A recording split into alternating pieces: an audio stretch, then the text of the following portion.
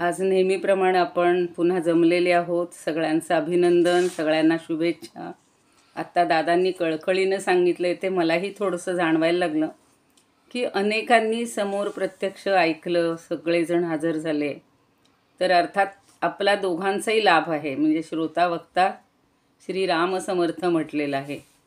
एकट्या कुणालाच महत्त्व नसतं या जगामध्ये. आणि मी निमित्त मात्र आहे. भगवंतांनी जी जी आपल्याला प्रेरणा दिली ते आपल्या हातून घडत गेलेलं आहे. तर आता या जगात फक्त श्रेष्ठ काय आहे? कलियुगामध्ये आता आपण ते जसा जसा महिमा वर्णन करू किंवा भगवंताचा महिमा वर्णन करू, भागवताचं श्रेष्ठत्व सांगू, तेव्हा आपल्या लक्षात येतं की चारी युगांमध्ये आता कलियुगामध्ये सगळीकडे अनाचार वाढलेला आहे. सदाचाराला फाटाच मिळालेला आहे. आणि त्यामुळं ही सगळी पृथ्वीच जेव्हा दुःखी झालेली आहे, तर त्या पृथ्वीला सुखी करण्यासाठी, तिचं मन समाधान करण्यासाठी आणि वेगळ्या कारणासाठी या भागवताची निर्मिती झालेली आहे. पण भगवंतांनी अर्थात ज्ञानदेवांनी सुद्धा आपल्याला सगळ्या संतांनी नामस्मरण सगळ्यात सोपं आहे. आणि या कलियुगामध्ये तेच आपल्याला तरुण देणार आहे. सगळ्यात सोपा उपाय. आपण भगवद्गीता सगळी शिकलेली आहोत. न योग यज्ञा ध्यानैन तपई, म्हणजे कशानेच भगवंत प्रसन्न होत नाही. योग नको, याग नको, तपश्चर्या, हे सगळ्या गोष्टी तशा सामान्य माणसाला अवघड आहेत. पण आपण जीवन जगत असताना सगळ्यात सोपं काय आहे की हरिनाम घेणं, नामस्मरण करणं. मग तुम्हाला जो देव प्रिय असेल, कारण सर्वदेव नमस्कार हा केशवम प्रति गच्छति, त्यामुळे आपण एका देवाचं, भगवंताचं नाव घेतलं की आपल्याला या संसाराच्या सगळ्या ज्या व्यथा आहेत, ताप आहेत, चिंता आहेत, या सगळ्या क्षणभर का होईना दूर होतात. आणि म्हणूनच आपल्याला, मला दोन्ही सगळ्या ग्रुपमधून जी प्राधान्यक्रम जे आले ते फार आवडले. की आम्हालाही वाटत होतं दादांना मला की हरिपाठ घ्यावा. पण मला आंतरिक अशी इच्छा झाली खूप दिवसापासून की इथं आल्यानंतर माझं भागवत वाचन पूर्ण झालेलं आहे. पूर्वी ते केली पारायण वगैरे म्हणून, पण वाचन आणि त्याचं थोडंसं आकलन करून घेण्याचा प्रयत्न हा गेले वर्षभर करण्यात आला. भोंकाकांनी मला सांगितलेलं होतं. आणि त्यामुळं असं वाटलं की थोडासा भागवताचा भाग, अगदी डिटेल आपण नाही घेऊ शकणार, किंवा मलाही असं वाटलं होतं की संस्कृत संहिता वाचून आपण त्याचा अर्थ सांगू, एवढाही वेळ मिळणार नाही. तर आपण त्यातले ठराविक काही महत्त्वाचे श्लोक, ज्याचा आधार आपल्याला जीवनाला उपयुक्त ठरेल, असा घेऊन आपण भागवताकडे वळूयात. श्रीकृष्णाच्या कथा ऐकत असतानाच आपल्या मनामध्ये त्याचं नामस्मरण होईल. आणि म्हणून आपण प्रथम त्याची प्रार्थना करूया. मधुरम मधुरेभ्योपि मंगलेभ्योपि मंगलम, पावनं पावनेभ्योपि हरेर्नामैव केवलम्. आब्रह्मस्तंभपर्यन्तं सर्वं मायामयं जगत्, सत्यं सत्यं पुनः सत्यं हरेर्नामैव केवलम्. सगुरुः स पिता चापि सा माता बान्धवोऽपि सः, शिक्षयेच्चेत् सदा स्मर्तुं हरेर्नामैव केवलम्. निश्वासेन हि विश्वासः कदा रुद्धो भविष्यति, कीर्तनीयमतो बाल्यात् हरेर्नामैव केवलम्. हरिः सदा वसेत्तत्र यत्र भागवता कथाः, गायन्ति भक्तिभावेन हरेर्नामैव केवलम्. अहो दुःखं महादुःखं दुःखात् दुःखतरं यतः, काचार्थं विस्मृतं रत्नं हरेर्नामैव केवलम्. दीयतां दीयतां कर्णो नियतां नियतां वचः, गीयतां गीयतां नित्यं हरेर्नामैव केवलम्. तृणीकृत्य जगत्सर्वं राजते सकलोपरि, चिदानन्दमयं शुद्धं हरेर्नामैव केवलम्. हरेर्नामैव केवलम्, हरेर्नामैव केवलम्. यातल्या एकेका श्लोकाचा एक एक दिवस अर्थ घेऊया. मधुरम मधुरेभ्यः अपि, मधुरेभ्य हा म्हणजे या जगात ज्या ज्या मधुर गोष्टी आहेत, आपल्याला सगळ्यांना साखर माहिती आहे की जी बऱ्याच जणांना सोडून द्यावी लागते, किंवा जे सगळे गोड मधुर पदार्थ आहेत त्यापेक्षा मधुरम, सगळ्या मधुर वस्तूंपेक्षा मधुर. आणि मंगलेभ्य हा अपिमंगलम, आणि मंगलांपेक्षा सुद्धा जे मंगल आहे, या जगात भरपूर गोष्टी मंगल आहेत. भगवंत आहेत, संत आहेत, आणि सगळ्या आपल्याला तीर्थक्षेत्र आहेत, नद्या आहेत, या सगळ्या मंगल आहेत. पण त्याहीपेक्षा मंगल असणारं काय आहे? आणि पावनम पावनेभ्य हा अपि, सगळ्यात पवित्र. आत्ता जसं सांगितलं तसं मंगल आणि पावन हे शब्द थोडेसे घोटाळ्यात टाकणारे आहेत. तर पावन म्हणजे आपल्याला पवित्र करणारे. तर ह्या सगळ्या नद्या वगैरे आपल्याला पावन करत असतात, तीर्थक्षेत्र पावन करत असतात, नामस्मरणही आपल्याला पावन करत असतं. या सगळ्यांपेक्षा सगळ्यात श्रेष्ठ काय आहे? तर हरे हे नाम एव केवलम, केवळ हरीचं नाम हेच श्रेष्ठ आहे. आणि म्हणूनच खूप म्हणजे आपण विष्णू सहस्रनामही पाहिलेलं आहे, त्याच्यातही हरीचं किंवा विष्णू सहस्रनामाचं श्रेष्ठत्व हे आपण शिकलो आहोत, अभ्यासलो आहोत. आणि त्याच्यामध्ये ज्ञानदेवांचेही काही आपण नामाचे पाहिले, काय म्हणू आपण, उल्लेख तेव्हा केलेले होते. पण अगदी विनोबांनी सुद्धा सांगितलेलं होतं की नाम शब्द नमधातूपासून आलेला आहे आणि त्याचा अर्थ नम्र होणे असा आहे. नाम माणसाला नम्र बनवतं. अन्यत पुरुषार्थ करणाऱ्या माणसानंही लक्षात ठेवलं पाहिजे. धर्म, अर्थ, काम, मोक्ष हे 4 पुरुषार्थ आपल्याला मिळवायचे असतात, पण काम आपल्यापासून काही होत नाही आणि ते करणारी दुसरीच कोणतरी शक्ती असते. आता रोज आपण पाहिलं भगवद्गीतेत की मी केलं असं म्हणू नकोस, हे सगळं करता करविता भगवंत आहे आणि तो आपल्याकडून करवून घेत असतो, आपल्याला प्रेरणा देत असतो. तर ती शक्ती आपल्यात आहे, पण आमच्यातच ती सीमित नाही. आम्ही आपल्या जीवनात सुधारणा करू शकतो, करण्याची इच्छा आहे, आणि ती केवळ आपल्याला आपल्या स्वतःच्या इच्छेनं होत नाही, तर नामस्मरण करायला लागलो की त्याचबरोबर आत्मोद्धाराची जबाबदारी आपल्यावर येते आणि नम्रतेमुळं हिंमतही येते. सगळ्यात नम्रता महत्त्वाची आहे. म्हणून नाम अगदी थोड्या अक्षरात आपल्याला सूचना देत असतं. चंचल मनाला शांत करण्यासाठी नाम उपयोगी आहे, आणि मन जिथं जाईल तिथं नाम किंवा रामाचं किंवा हरीचं हे दर्शनसुद्धा आपल्याला होत असतं. म्हणून आपण नामस्मरण करायला पाहिजे.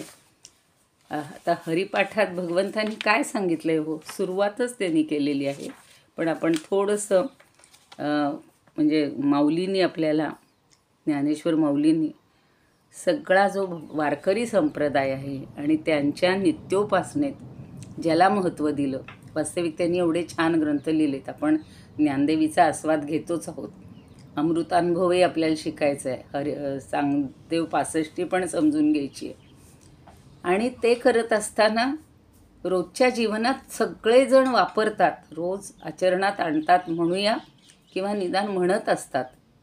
तर तो हरिपाठ सगळ्यात सोपा असा माऊलींनी आपल्याला एक मोठा ठेवा दिलेला आहे, देणगी दिलेली आहे.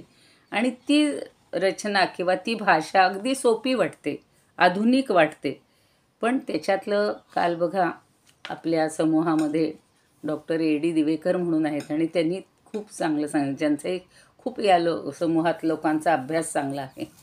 तर या हरिपाठावर मोठाले ग्रंथ झालेले आहेत, कित्येकांनी त्याच्यावर विवेचन केले. जसं पसायदानावर फक्त माऊलींच्या किती जणांनी तरी लिहिलेलं आहे, तसंच हरिपाठ रहस्य नावाचा एक ग्रंथ लिहून गुलाबराव महाराजांचे जे गुरुपुत्र बाबाजी महाराज पंडित, तर त्यांनी हरिपाठ रहस्य नावाचा ग्रंथ लिहिलेला आहे.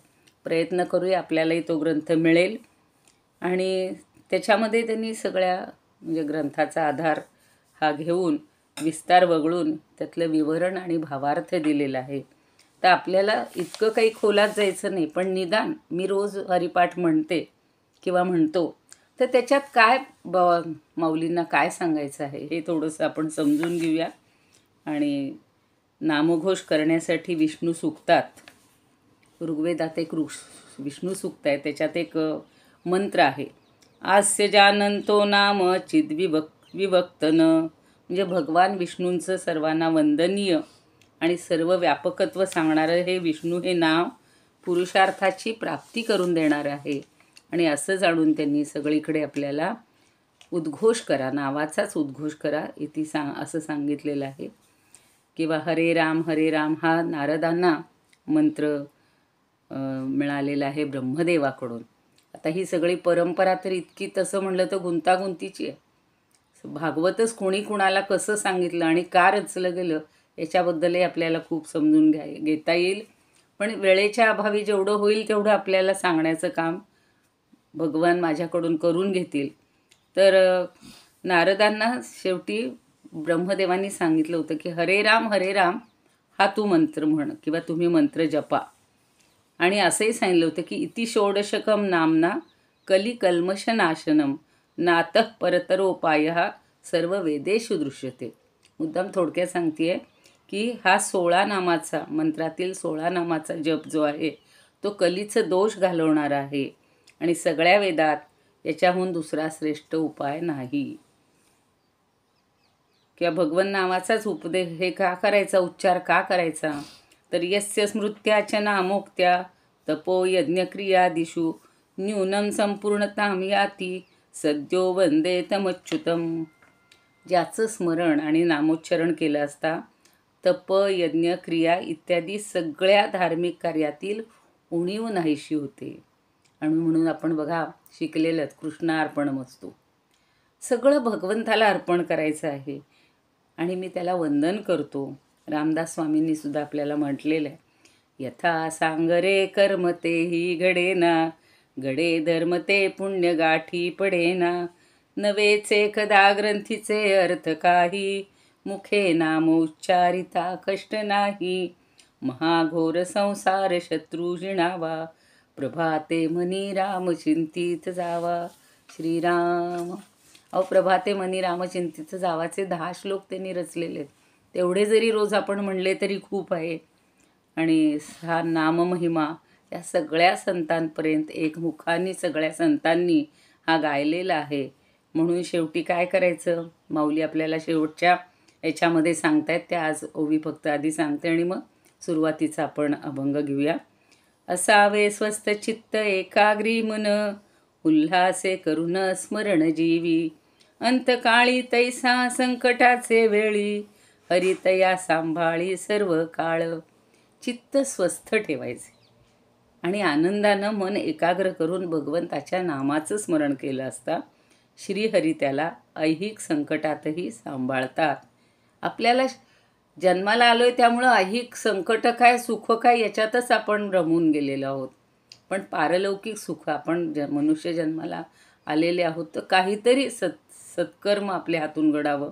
आणि म्हणून भगवंत आपल्याला अंतकाळीही तया सोडवी राम, अगदी अंतकाळी म्हणजे सगळ्या मनाच्या श्लोकातसुद्धा समर्थांनी तेच सांगितलेलं आहे की आपल्याला अंतकाळी सोडवणारा तो भगवंतच आहे. मग कशाला आपण त्या अंतकाळाची चिंता करायची. आणि एवढी भगवद्गीता शिकलो त्यामुळं आता मरणाचे भय ठेवायचं नाही. म्हणून अंतकाळीसुद्धा भगवंतच आपल्याला सोडवणार आहे, तर स्वतःचं स्मरण त्याला देऊन त्याचा उद्धार करतात. म्हणून अजामेळाचंही आपल्याला याच्यात आता सगळी आख्यानं येतीलच, म्हणजे सगळा काही भागवत आपण शक्य नाही. 10वा स्कंदसुद्धा पुष्कळ मोठा आहे, पण आपल्याला त्यातले सुद्धा मोठे मोठे महत्त्वाचे जे काही संदर्भ असतील तेवढे घेता येतील. आणि आजसुद्धा आजच्या काळात हा हरिनामाचा महिमा गाणारा हरिपाठ आपल्याला शिकायचा आहे म्हणजे तो आचरणात आणायचा आहे, एवढंच मला म्हणायचं आहे. देवाची ये द्वारी उभा क्षण भरी, तेणे मुक्तिचारी साधी येल्या, हरिमुखे म्हणा पुण्याची गणना कोण करी, असोनी संसारी जिव्हे वेगू करी, वेदशास्त्रे उभारी बाह्या सदा, ज्ञानदेव म्हणे व्यासांची या खुणे, द्वारकेचे राणे पांडवा घरी. तर इथे योगयोग असाच आहे की व्यासांची एक खुणे म्हटलेलं आहे आपल्याला याचा थोडक्यात अर्थ बघूया आणि जेवढं मला सांगता येईल तेवढं आज सांगेन. मग पुन्हा आपल्याला यथावकाश जसं जसं स्फुरण होईल तसं बघूया. काय सांगताय तो भगवंत म्हणजे ज्ञानमाऊली, की देवाची द्वारी उभा क्षणभरी. नुसतं उभं राहायचं आहे का? देवाच्या द्वारामध्ये क्षणभर उभं राहिलं, नुसतं उभं राहिलं की तेणे मुक्ती चारी साधी आली. आपल्याला 4 मुक्ती कुठल्या सगळ्यांना माहिती आहेत, तरी थोडा आढावा घेऊ आपण त्याचा, की त्यानं 4ही मुक्ती त्याला प्राप्त होतील, साध्य होतील. म्हणून तुम्ही काय करा, हरिमुखे म्हणा, हरिमुखे म्हणा, पुण्याची गणना कोण करी. अहो तुम्ही हरिमुखे हरिमुखे नाम म्हणत राहिलात की त्या धारकाच्या पुण्याची गणना कुणीच करू शकणार नाही. एकदा नाम घेतलं दिवसातून तरीसुद्धा तो शेतकरी नारदापेक्षा श्रेष्ठ ठरलेला आहे. म्हणजेच एकदा किंवा 3दा, तो सकाळी उठल्यावर एकदा म्हणायचा, दुपारी जेवण करताना म्हणायचा, रात्री झोपताना म्हणायचा. तर त्याच्या पुण्याची गणना किंवा अशा खूप गोंदवलेकर महाराजांच्या जीवनातही खूप कथा आलेल्या आहेत. यथावकाश आपल्याला जिथे जिथे होईल ते बघूया. पण त्याच्या पुण्याची गणना करायलाच कुणी नाही आहे. कारण सगळ्या देवांकडे एक जण गेला आणि वर असाच अनाचरणी आणि विचारतो, तर यमाच्या दूतांना माहिती नाही याचं पुण्य किती. एकदा म्हणलाय फक्त, एकदा उच्चार करण्यासाठी गोंदवलेकर महाराजांनी त्याला प्रयत्न केला. आणि मग कुठल्याच देवाला माहिती नाही याची गणना काय करायची, पुण्याची कशी मोजणी करायची, किती याचं पुण्य आहे. एकदा नाम म्हटलं तर मग आपण जर रोज अखंड म्हणत राहिलो तर आपल्या पुण्याची गणना कोण करेल. आणि असोनी संसारी जिव्हे वेगू करी. वेगू म्हणजे वेग. ज्ञानदेवांची रचना उकारांत आपल्याला फार आवडतेच. आता तर संसारात राहून सुद्धा जिव्हेला अधिक हरिनामाचा छंद लावायचा. आणि वेदशास्त्रे उभारी बाह्या सदा. वेद आणि शास्त्र ही उभारी म्हणजे उभारून. आता ते व्याससुद्धा म्हणतात की मी असे हात उंचावून सगळ्यांना सांगतोय पण कोणी माझं ऐकतच नाही. तसे इथे सगळी वेदशास्त्र हात उभारून सांगतायत की असोनी संसारी जिव्हे वेगू करी. या संसारात राहून सुद्धा जिव्हेला हरिनामाचा अधिकाधिक छंद लावावा असं सांगतायत. सगळी शास्त्र सांगतायत. वेदांनी सुद्धा वेद अनंत बोलीला, तर वेदांनी अनंत सांगितलंय तरीसुद्धा त्यांचं थोडक्यात म्हणणं हेच आहे की तुम्ही भगवंताचं नाव घ्या. आणि ज्ञानदेव म्हणे व्यासांची एक होणे. आता ज्ञानदेव काय सांगतात की व्यासांनी स्वानुभवानं ज्या खुणा सांगितलेल्या आहेत, स्वानुभव आहे व्यासांचा, तो आपल्याला भागवताकडं उपयोगी आहे आत्ता लगेचच. आणि त्यानुसार साधन केल्यामुळं हा द्वारकेचा राणा पांडवांच्या घरचा झालेला आहे.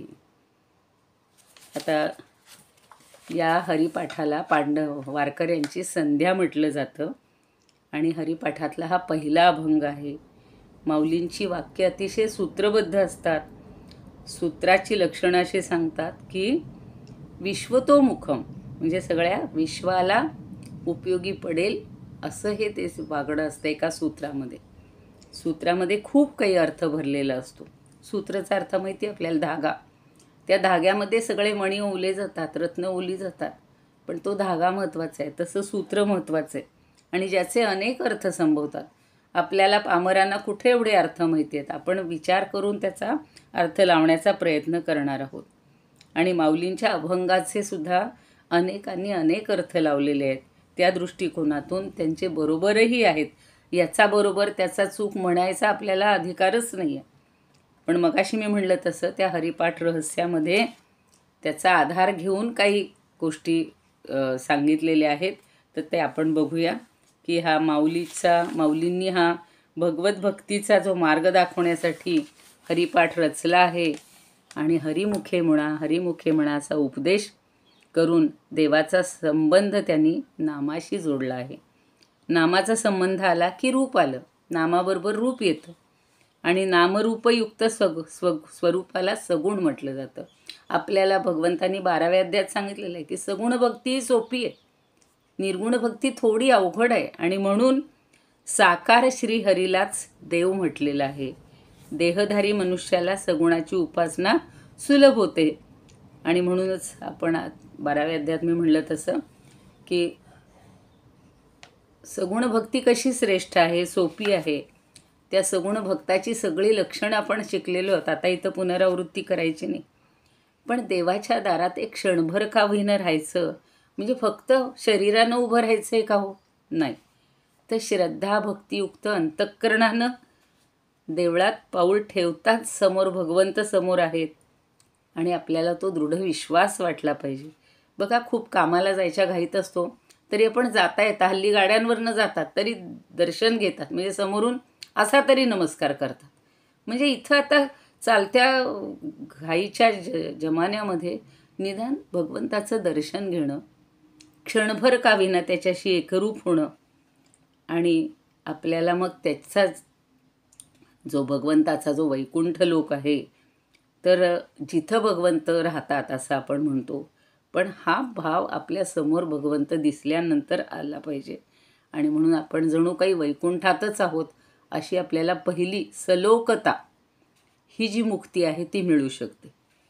आणि अधिक आत गेलो, मंदिरात गेलो, आपला भाव त्याच्याशीच एकरूप झाला तर आपण भगवंताच्या अगदी समीप आहोत. म्हणजे दुसरी मुक्ती आहे समीपता, पहिली आहे सलोकता. आणि समीपतेचा लाभसुद्धा आपल्याला होतो. तेणे चारी मुक्ती. एक क्षणभर उभं राहिल्यावर एवढ्या जर मिळत असतील तर आयुष्यभर आपण भगवंताचं नाव घेतलं तर किती मिळतील. आणि जेव्हा मंदिरात जातो मन अगदी तदाकार होतो, फक्त भगवंत आणि मी. मग ती देवीची मूर्ती असेल, रामाची असेल, ज्या कोणी आपल्या प्रिय देवाची, श्रीकृष्णाची असेल, तर त्याच्याशी आपण एकरूप होतो. त्याचं रूप फुक्त न्याहाळून पाहतो. किती वेळा सांगितलं हो भागवतात काय किंवा सगळीकडेच की तुम्ही त्याचं चिंतन कसं करा, त्याची धारणा कशी करा, ध्यान कसं करा, मग आपल्याला स्वरूपता, त्याच्यासारखं रूप आपल्यालाही प्राप्त होईल. कालच कोणाच तरी ऐकलं, मला वाटतं रामकृष्ण परमहंसांचं, की ते जेव्हा कालीमातेला फूल व्हायचे तेव्हा ते स्वतःलाही तिच्या डोक्यावर ठेवलं की आपल्याही डोक्यावर ठेवायचे.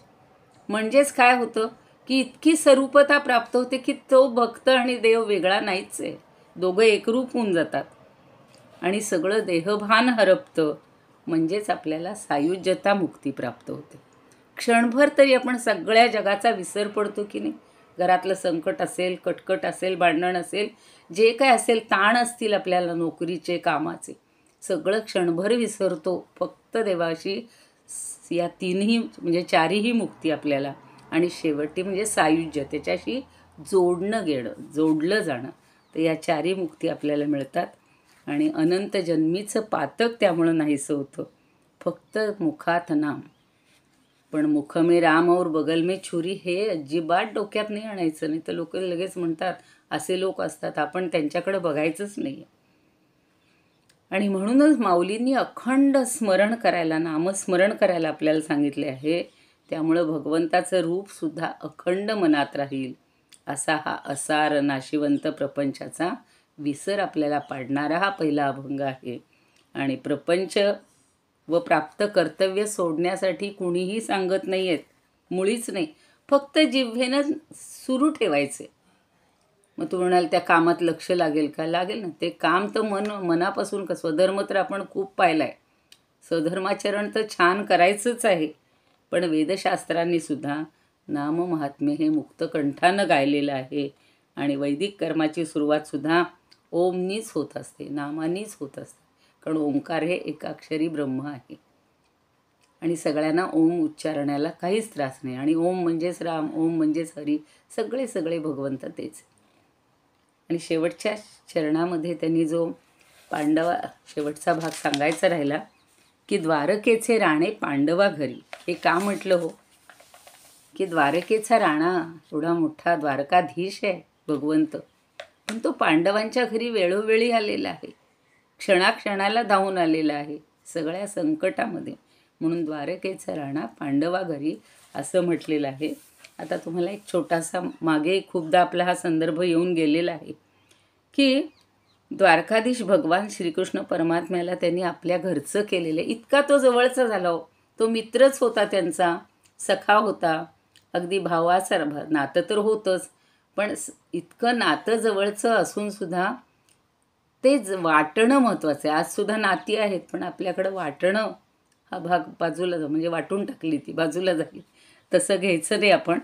आता हा पांडवा घरीसाठीचा जो संदर्भ आहे तो पुन्हा एकदा सांगते की एकदा भगवान श्रीकृष्णांनी नारदाला, असं नेहमी वाटतं की नारदाला मीच नामधारक आहे, मीच अखंड नामस्मरण करतो, असा त्याचा गर्व दूर करण्यासाठी त्याने एक युक्ती योजली आणि नारदांना सांगितलं की तुम्ही असं करा, जर आत्ता रात्रीची वेळ आहे पण अर्जुनाला बोलावून आणा म्हणे. आणि म्हणून त्याच्या महालात पाठवलं. तर रात्रीची वेळ होती, तेव्हा अर्जुन गाढ झोपेत होता बरं का, पण त्याचं अखंड नामस्मरण चालू होतं, अखंड श्वासाबरोबर. आणि ते पाहिलं की मग ह्या नारदांच्या नामधारकपणाचा त्याचा जो अभिमान आहे तो नाहीसा झाला. आणि अशी ही पांडवांची नामस्मरण शक्ती. अर्जुन हा एक त्याचं प्रतिनिधित्व आहे. धर्म तर धर्मराजच होता. आपल्या सगळ्या भावंडांबद्दल माहिती आहे आपल्याला की सगळ्यांनी आणि स्वतः कुंतीनी सतत वनवासात असताना काय किंवा कुठल्याही क्षणी भगवंताला म्हटलेलं आहे की मला सतत संकट दे. आपण म्हणतो मला आनंद दे, सुख दे, पण त्यांनी संकट मागितली का, तर नेहमी संकटात आपल्याला आठवण येते. ठेच लागली तरी देवा रे देवा, किंवा आई, आई ही आपली हेच असते, भगवंतच असते. तर हे जे नाव येतं संकटकाळी ते आपल्याला अखंड येऊ देत, यायला मिळावं अशी आपण प्रार्थना करूया. आणि हरिमुखे म्हणाचा थोडासा आज आपण प्रारंभ केलेला आहे.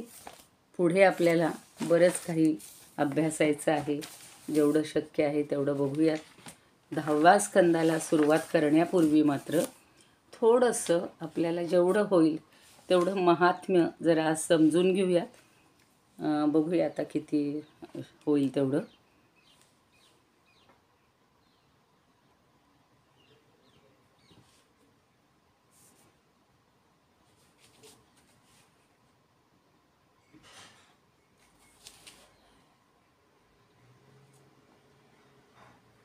तर पूर्वीचे यंदे म्हणून आहेत बघा, 1964 साली ज्यांनी या भागवताचा अभ्यास करून एक छान ग्रंथ महाराष्ट्र शासनाच्या माध्यमातून त्यांचं प्रकाशन झालं आणि मला तो इथे ऑनलाईन मिळालेला आहे. तर त्याच्या आधारावर मी थोडंसं सांगते आहे. इथे संस्कृत नाही आहे, पण मी 10व्या स्कंद मला संस्कृत आहे माझ्याजवळ, त्यामुळे मी तो नंतर तुम्हाला आपण बहुतेक उद्या सुरुवात होईल. आज फक्त त्याचं एक महात्म्य थोडंसं समजून घेऊया. खरं महात्म्यच खूप मोठं आहे, 6 अध्यायापर्यंत आहे.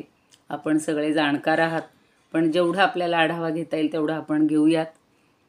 सच्चित आनंद अशी स्वरूप धारण करणाऱ्या आणि जगाची उत्पत्ती आदी करण्यास कारणीभूत असणाऱ्या आणि आधिदैविक, आधिभौतिक आणि आध्यात्मिक अशा 3ही तापांचा नाश करणाऱ्या श्रीकृष्णाला आम्ही वंदन करतो. तो सर्वसंग परित्याग करून निघून जाण्यास तयार झाला होता. त्याचे उपनयनादी संस्कार झाले नव्हते. अशा ज्याला व्यासमुनी पुत्रविरहाने पीडित होऊन अरे पुत्रा असं म्हणून हाक मारू लागले, त्यावेळी शुकाचार्य रूप बनलेले ते सगळे वृक्ष ओ म्हणून व्यासांना उत्तर देऊ लागले. त्या सर्व कर्मांपासून परावृत्त झालेल्या सगळ्या प्राण्यांच्या हृदयात आत्मरूपाने राहणाऱ्या शुकाचार्यांना मी वंदन करतो किंवा नमन करते असं म्हणायचे. आता नैमिषारण्यात ही सगळी कथा घडलेली आहे. भगवत कथामृताचा रसास्वाद घेण्यासाठी सगळे शौनकादी मुनी आलेले असतात आणि ते सूतांना वंदन करून विचारतात. शौनक म्हणतात, ही परंपरा आता 3-4 ह्याच्यात आहे ती आपण पाळणार आहोत. खरं म्हणजे भगवंतांनी आधी ब्रह्मदेवाला सांगितले, स्वतः विष्णूला सांगितलेलं आहे आणि रुद्रालाही सांगितलेलं आहे भागवत महात्म्य. हे आपल्याला अगदी 12व्या स्कंदात पाहायला मिळतं. पण इथे मात्र सुरुवात जी झालेली आहे ती नैमिषारण्यात झालेली आहे. आणि ते म्हणतायत, शौनक म्हणतात, म्हणजे नैमिषारण्यात रसाचा आस्वाद, ह्या भगवत कथामृताचा रसास्वाद घेण्यासाठी शौनक मुनी आसनावर बसलेल्या महाबुद्धिमान अशा सूतांना वंदन करतात. सूत हे प्रमुख आहेत आणि सूतांनी या सगळ्या ऋषीमुनींना भागवत सांगितलेलं आहे. असा एक म्हणजे प्रसंग आपल्याला किंवा असं आपल्या डोळ्यासमोर येतं. आणि शौनक म्हणतात की हे सूता, आपले ज्ञान कोट्यवधी सूर्याप्रमाणे तेजस्वी असल्यामुळं आपण अज्ञानरूपी अंधकाराचा नाश करणारे आहात आणि त्यासाठी ज्याच्या योगे भक्ती, ज्ञान, वैराग्य मिळवून देणाऱ्या छोट्या विवेकाची वाढ होते, असं माझ्या कर्णेंद्रियांना रसायनाप्रमाणे तृप्त करणारं भगवत गुणकथांचं सार आम्हाला तुम्ही सांगा. आणि वैष्णव लोक माईक मोहाचा नाश कसा करतात, वैष्णव म्हणजे जे विष्णूवर श्रद्धा ठेवतात ते. अशा या भयंकर कलियुगामध्ये जीव हा बहुतेक विषय लंपट झालेला आहे. हा तर इतका विषय झाला आहे आपला की आता त्याच्याबद्दल सांगायची पण गरज नाही आहे. तर दुःखी झालेलं आहे. विषयांच्या आहारी गेलं की आपल्याला दुःखच लागतं जास्त. तेव्हा या दुःखित जीवाचं दुःख दूर करण्यासाठी समर्थ असणारं असं कोणतं बरं श्रेष्ठ साधन आहे, अशी तुम्ही मला ज्यायोगे आत्यंतिक कल्याण होईल, जे पवित्र वस्तूंमध्ये अत्यंत पवित्र आहे आणि ज्यामध्ये श्रीकृष्णाची चिरकाल प्राप्ती होते, असं एखादं श्रेष्ठ साधन सांगा.